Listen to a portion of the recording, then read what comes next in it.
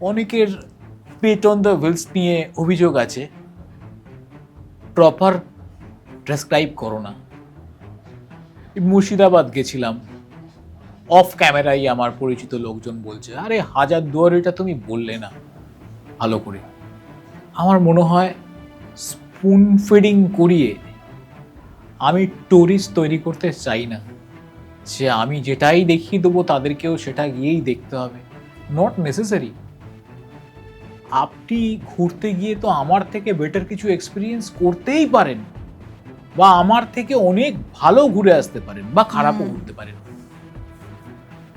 Spoon feeding করিয়ে আরও একদল ট্যুরিস্ট তৈরি করার থেকে আমার মনে হয় যদি প্লেট অন দ্য হুইলস দেখে কারুর ভেতরকার প্লেট অন দ্য হুইলসটা বেরিয়ে আসে, একটা হয় না ট্রাভেলার ইনস্টিংক্ট বেরিয়ে আসে, তার জন্য ওই ট্রিপটা কিন্তু মেমোরেবল হয়ে থাকে।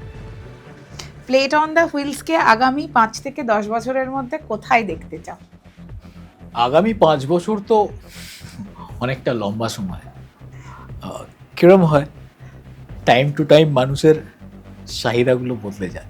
মানে একটা টাইম ছিল ধরো খুব ছোটোবেলায়, তখন মনে হতো একটা সাইকেল হলে খুব ভালো হয়, আবার বড় হয়ে মনে হচ্ছে একটা মোটর সাইকেল হলে ভালো হয়।